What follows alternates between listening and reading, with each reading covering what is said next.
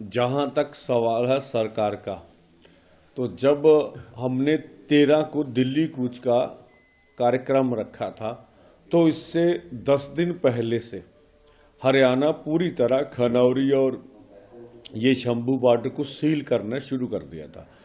तो सरकार की मंशा पूरी क्लियर हो चुकी थी भी वो किसी भी कीमत पर हमें दिल्ली नहीं जाने देंगे। तो यही हमारे बीच सबसे बड़ा गतिरोध है। अगर किसानों से बातचीत करके आपको समाधान नहीं ढूंढना है, तो कम से कम ये धर्मनिरपेक्ष देश है, सभी का देश है, संविधान के अनुसार सभी को बात करने का हक है। हमें फिर दिल्ली भी तो जाने दिया जाए ना, क्यों नहीं जाने दिया? तो ये जिस तरह से उन्होंने बैरिकेटिंग की, जिस तरह से आगे हम बढ़े तो रबट की फायर हुए, हमारे ऊपर शेलिंग हुई बहुत बड़ी तादाद पर, और उसके ऊपर बहुत सी हमने बुलेट चलने की भी पुष्टि हो चुकी है। अभी बुलेट टायरों पर इस्तेमाल की गई जो आगे ट्रैक्टर्स जा रहे थे। तो सरकार की मंशा तो क्लियर है ना कि किसी भी कीमत पे आपको दिल्ली नहीं जानेंगे। तो ये हम तो चाहते हैं भी आप देश के किसी भी संविधान के अनुसार आप अगर हमें बता दें कि ये जो सब कुछ कर रहे हैं।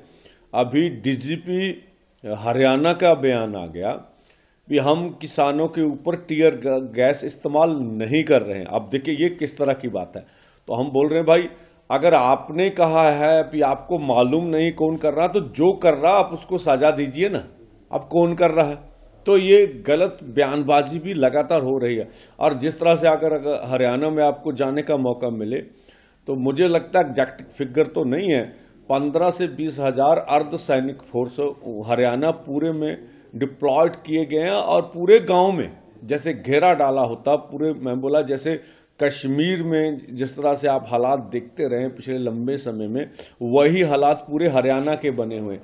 तो हम तो दिल्ली को जाएंगे 21 को। हमारा जाना अनक का सवाल नहीं है, हमारा आगे बढ़ना मतलब दिल्ली जाना अनक का सवाल नहीं, जब बैरिकेड तोड़ना अनक का सवाल नहीं। अब सरकार वार्ता से हमारी बात नहीं मानना चाहती, और दूसरी तरह जो प्रस्ताव देती है वो भी जो हमारी असल मांगे हैं उनसे पीछे हटने के लिए देती है। तीसरा, हमें बैरिकेड हटाकर दिल्ली नहीं जाने देती है। तो हम तो मजबूरी में आगे बढ़ेंगे ना, वो जो भी परिणाम होंगे उसके लिए भारत सरकार जिम्मेवार होगी। और हम आशा तो करेंगे, अभी आज का दिन है, स्वयं प्रधानमंत्री जी के पास सारी रिपोर्ट तो जा चुकी होगी। अब जिन मुद्दों पे डिस्कस होनी थी सब पर 2-2 राउंड डिस्कस हो चुकी है।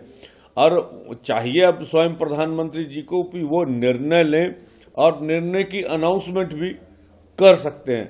तो कोई सुखद समाचार हमें मिलेगा। अगला कदम क्या होने वाला है? बिल्कुल पीसफुली ढंग नाल 21 तरीक ਨੂੰ 11 ਵਜੇ ਆਪਾਂ ਦਿੱਲੀ ਵੱਲ ਨੂੰ ਮੂਵ ਕਰਾਂਗੇ।